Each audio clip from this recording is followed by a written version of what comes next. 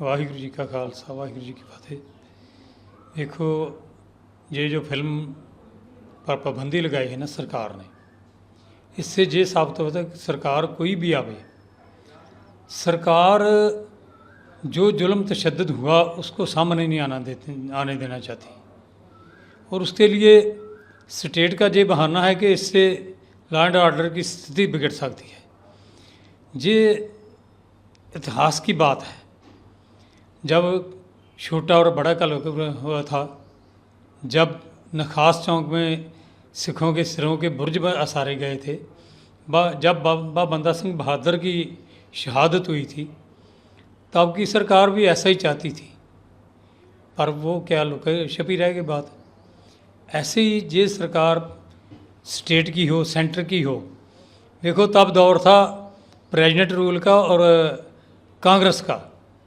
उन्होंने जे पंजाब में शिकार खेला, नौजवानों का शिकार खेला, बच्चों का, बुज़ुर्गों का, और पंजाब की जो माएँ थी, जो धी बहन थी, किसी को नहीं बख्शा। और उस वक्त सरकार का एक मोटिव था, एक बिजनेस करना था वोटों का, और उसके लिए सिख कौम को निशाने पर लेकर, पंजाब को निशाने पर लेकर कि देखो हम पंजाब में क्या कर रहे हैं, पंजाब में हमने जिहादवाद को कुचल दिया, अतवाद को कुचल दिया।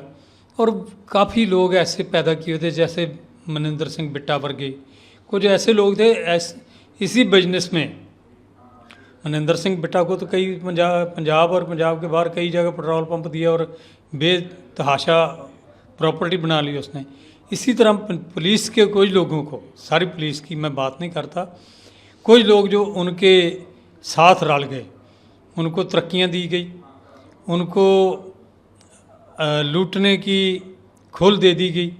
और एक वक्त ऐसा था जब एक नौजवान को अगवा करती थी पुलिस, और उसके बाद उसके घर वाले उसको छुड़वाते थे पैसा देकर। अपने टाउट, अपने दलाल जो है उनसे उसके परिवार वालों तक पहुंच की जाती है। उसके बाद एक बार चुकने के बाद दूसरी बार अगवा करने के बाद तीसरी बार कोई उस जुल्म तशद्दुद को ना सहारता हुआ मर जाता था। कोई उसके बाद जब परिवार वाले पैसा नहीं दे सकते थे तो वो भगौड़ा हो जाता था। उसके बाद उसके रिश्तेदारों के नौजवानों को जिड़ा वो इस चक्कर में ले आकर इस चक्रव्यूह में फंसाया जाता था। और सरकार ने इतना फ्री हैंड दिया था कि अगर कहीं किसी असली मुकाबले में कोई पुलिस वाला मर भी जाता था जो सरकार के साथ रले हुए थे, तो उसको नौकरियां, उसके परिवार को नौकरियां, उसको बड़े बड़े इनाम दिए जाते थे। और इसी सारी चीज़ को, इस सारी जो चल रहा था उसको समय समय पर ह्यूमन एक्टिविस्ट जेडे से वो लेकर आते थे सामने, ह्यूमन राइट्स एक्टिविस्ट सामने लेकर थे। पर सरकार का, स्टेट गवर्नमेंट का कहना है कि ये जो पिक्चर बंद करवाई गई है, ये जो है कांग्रेस, अकाली और बीजेपी, एबीसी पार्टी के द्वारा करवाई गई, क्योंकि ये इलेक्शन में इसका फायदा ना ले सके। ये आप सरकार मेरा झूठ का पलंदा है। आप सरकार की तो रिपोर्ट पर जो पिक्चर आपने आज अखबार में पढ़ा नहीं, आप सरकार की रिपोर्ट पर ही तो कौन है जहाँ पर रिपोर्ट किसकी गई, इंटेलिजेंस किसके पास है।